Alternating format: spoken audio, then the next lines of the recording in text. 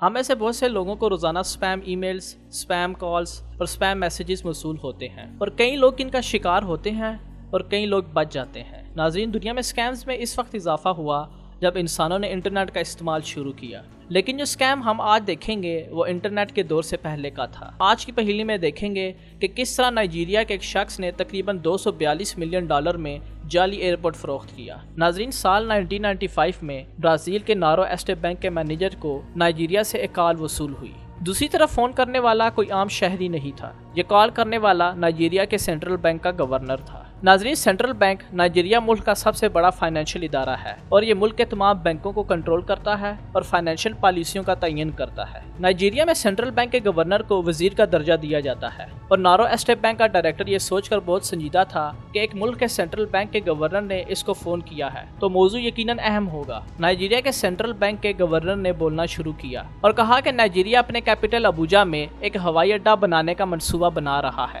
ناظرین، Abuja Nigeria کے بڑے شہروں میں سے ایک ہے اور اس میں لوگوں کی تعداد بہت زیادہ ہے۔ یقیناً اگر اس میں ایئرپورٹ بنایا جائے گا تو اس پر بڑی نقل و حرکت ہوگی اور اسی وجہ سے برازیل کے بینک کے ڈائریکٹر کی دلچسپی بڑھ گئی اور اس نے غور سے سننا شروع کر دیا۔ نائجیریا کے سینٹرل بینک کے گورنر نے اپنی بات جاری رکھتے ہوئے کہا کہ نائجیریا اس وقت ہوائی اڈے کے منصوبے میں انویسٹ کرنے کے لیے انویسٹرز کی تلاش میں ہے اور اس کی ایسٹیمیٹڈ کاسٹ تقریباً $250 ملین ہے اور ہم اس آفر کو دنیا بھر کے بینکس کو پیش کر رہے ہیں۔ میرا کہنے کا مطلب یہ ہے کہ آپ کو جلدی کرنے کی ضرورت ہے۔ اگر آپ جلدی سے اس آفر سے فائدہ نہیں اٹھائیں گے تو کوئی دوسرا بینک آ کر اسے لے سکتا ہے۔ کال کی دوسری طرف برازیل کا بینک مینیجر یہ سوچ رہا تھا کہ یہ فائدہ مند پروجیکٹ ہے کیونکہ ایک نارمل سائز کا ہوائی اڈہ ابتدائی انویسٹمنٹ جو کہ $250 ملین ہے 1 یا 2 سال میں پورا کر سکتا ہے۔ اس کا مطلب یہ ہے کہ یہ موقع واقعی منفرد موقع ہو سکتا ہے، لیکن نائجیریا کے سینٹرل بینک کے گورنر نے کہا کہ اگر آپ کا بینک آپ کی کوششوں کی وجہ سے معاہدہ کرتا ہے تو آپ کو اس ڈیل میں سے $10 ملین کا کمیشن دیا جائے گا۔ یہ بات سن کر برازیل کے بینک کے مینیجر کی خوشی میں اضافہ ہوا کیونکہ وہ پہلے ہی سمجھتا تھا کہ یہ بینک کے لیے سرمایہ کاری کا ایک منفرد موقع ہے، لیکن جب اس نے سنا کہ وہ اس کے اوپر $10 ملین لے گا تو یہ ڈیل اس سے اور بھی زیادہ پرکشش نظر آنے لگی اور اس نے نائجیرین بینک کے گورنر کو کہا کہ ٹھیک ہے، ہمارا بینک انویسٹمنٹ کرے گا۔ مگر ناظرین، برازیل کے بینک کے ڈائریکٹر کو معلوم نہیں تھا کہ وہ نائجیریا کے سینٹرل بینک کے گورنر سے بات نہیں کر رہا بلکہ وہ ایمینول نامی شخص سے بات کر رہا ہے اور ایمینول کوئی ایئرپورٹ نہیں بنا رہا تھا۔ در حقیقت یہ ساری کہانی جھوٹ تھی۔ تو یہ شخص کون ہے اور اس نے اتنا بڑا اسکیم کس طرح پلان کیا؟ ناظرین، ایمینول نائجیریا کے ایک bank union bank of Nigeria کا ڈائریکٹر تھا جو کہ ایک پرائیویٹ کمرشل بینک ہے۔ ایمینول ایک ایسا شخص تھا جس کے پاس اچھی خاصی رقم اور دولت تھی، لیکن یہ لاکھوں کمانا چاہتا تھا اور اس کے دماغ میں یہ پلان آیا کہ کیوں نہ نائجیریا کے دارالحکومت میں نقلی ہوائی اڈے کی تعمیر کے لیے انویسٹرز کی تلاش کی جائے۔ لیکن مسئلہ یہ تھا کہ وہ صرف ایک بینک مینیجر تھا اور اس طرح کی پوسٹ اس طرح کے بڑے اسکیم کے لیے کافی نہیں تھی، اس لیے اسے ایک زیادہ شہرت والی پوسٹ کی ضرورت تھی۔ لہٰذا اس نے نائجیریا کے سینٹرل بینک کے گورنر پال اکوما کی نقلی کرنے کا فیصلہ کیا اور اس نے اپنے قریبی لوگوں جن کو وہ جانتا تھا میں سے 5 لوگوں کی ایک ٹیم اکٹھی کی اور ان کے ساتھ اس پروجیکٹ کی تفصیلات پر بات چیت شروع کی کہ کیسے دنیا کے بینکوں میں سے ایک کو فرضی ہوائی اڈے کے منصوبے میں انویسٹمنٹ کے لیے منایا جائے۔ یہ گروپ جو ایمینول نے بنایا تھا وہ تمام فائنینشیل اور بینکنگ سسٹم کے تجربے کار تھے اور وہ ایمینول کی طرح ہی بینکنگ سیکٹر میں کام کر رہے تھے، لہٰذا وہ بینکوں کی تمام تفصیلات جانتے تھے کہ نائجیریا میں اور انٹرنیشنلی سطح پر بینک کیسے کام کرتے ہیں اور یہاں تک کہ ان کے پاس ملک کے فائنینشیل سیکٹر کے اہم ترین لوگوں کے بارے میں ذاتی اور نجی معلومات بھی تھی اور اسی چیز نے ان کے لیے اہم لوگوں کی شناختی نقلی کرنا آسان بنا دیا۔ پلان کا پہلا سٹیپ یہ تھا کہ وہ دنیا بھر کے مختلف کمرشل بینکوں کو فیکس بھیجیں گے، اس لیے انہوں نے ایک آفیشیل اور پروفیشنل مینر میں ایک خط تیار کیا اور یہ خط ولیم نامی شخص کی طرف سے بھیجا جائے گا جو نائجیریا کی منسٹری آف ایویشن میں فائنینشیل پلاننگ اور بجٹنگ کے شعبے کا ڈائریکٹر تھا۔ لیکن ناظرین، حیران کن بات یہ ہے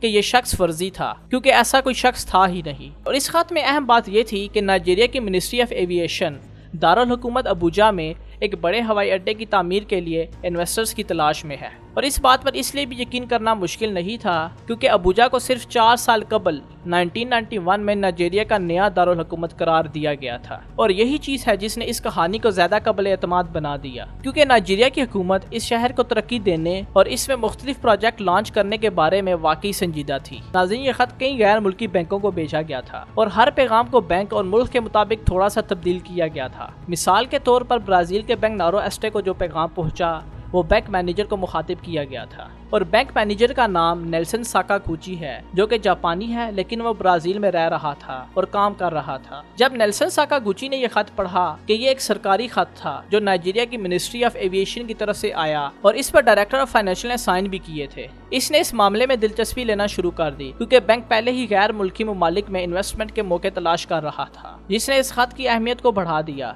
नाज़रीन, दर हकीकत इमैनुअल और इसका ग्रुप नाइजीरिया में फाइनेंशियल सेक्टर में अपने राब्तों और मजबूत ताल्लुकात की बदौलत हुकूमत से ताल्लुक रखने वाली फैक्स मशीन इस्तेमाल करने में कामयाब हुए ताकि ये मामला ज्यादा काबिल एतमाद नजर आए। ब्राजील के बैंक के डायरेक्टर साका ने इस खत पर यकीन कर लिया और इसका जवाब एक पैगाम के साथ दिया कि वो इन्वेस्टमेंट के लिए इस मौके में दिलचस्पी रखते हैं और इस पर मजीद बात करना चाहते हैं। इमैनुअल, जिसने सेंट्रल बैंक के गवर्नर की नकली की, इसने साकागुची को कॉल की और इन्होंने कॉल पर इस मौजू पर मजीद बात करना शुरू की और साकागुची इस इन्वेस्टमेंट पर तकरीबन कायल हो गया। नाज़रीन, अब इन्हें एक मीटिंग करने की ज़रूरत थी। साकागुची ने इमैनुअल से कहा, या तो नाइजीरिया में मिलते हैं या आप ब्राज़ील आ जाएं। इमैनुअल ने कहा कि नहीं, हम अभी इस प्रोजेक्ट को खुफिया रखना चाहते हैं क्योंकि ये प्रोजेक्ट 4 या 5 साल तक शुरू नहीं होगा। और इमैनुअल ने कहा कि हम नाइजीरिया से दूर किसी जगह मिलेंगे। तो साकागुची ने कहा, मुझे अगले हफ्ते लंदन में काम है, वहाँ हमारी मुलाकात के बारे में आपका क्या ख्याल है। इमैनुअल ने इस बात पर इत्तेफाक किया कि वो तकरीबन 1 हफ्ते के बाद लंदन में मिलेंगे। अब इमैनुअल और इसकी टीम इस मुलाकात की तैयारी में लग गई।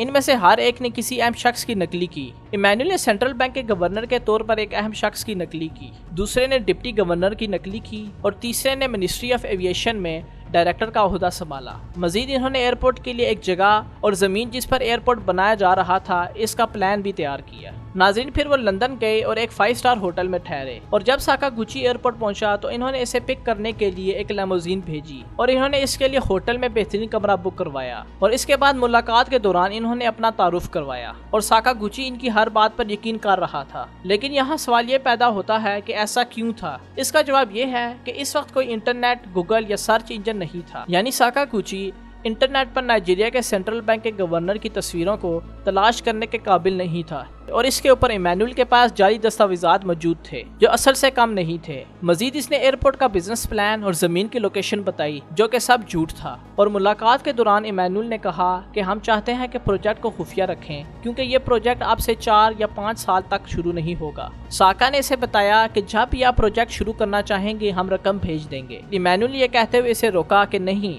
हम तामीर के वक्त तक इंतजार नहीं कर सकते, रकम जल्द हमारे हाथ में होनी चाहिए, लिहाजा रकम की फराहमी अभी शुरू होनी चाहिए। नाज़रीन, ये बात सुनकर साका को इमैनुअल पर शक होने लगा, लेकिन इमैनुअल ने इस पर दबाव डालते हुए कहा कि देखो, अगर आप इस प्रोजेक्ट से मुतमईन नहीं हैं तो कोई हर्ज नहीं। और जैसा कि मैंने आपको फ़ोन पर पहले बताया था कि हम आपको इस डील में से $10 मिलियन कमीशन भी देना चाहते हैं अगर आप ये डील मुकम्मल करें तो। लेकिन अगर आप डील नहीं करना चाहते तो हम दूसरे इन्वेस्टर्स को तलाश कर सकते हैं। ये सुनते ही साका को ये डील खोने का डर लगा और इसके अलावा $10 मिलियन के कमीशन का भी। तो साका ने कहा, नहीं, आप मुझ पर एतमाद कर सकते हैं, हम इसमें शराकतदार हैं। इमैनुअल जानता था कि साकागुची फंस गया है और इसे $10 मिलियन की भी लालच है। नाजरीन, इनके दरमियान लंदन में जो मायदा हुआ था वो ये है कि बैंक तकरीबन $242 मिलियन की इन्वेस्टमेंट करेगा और हम साल 1995 की बात कर रहे हैं। मेरा मतलब है कि ये रकम आज तकरीबन $413 मिलियन की एक बड़ी रकम है। और लंदन में इनकी मीटिंग खत्म होने से पहले इमैनुअल ने साकागुची को $3 मिलियन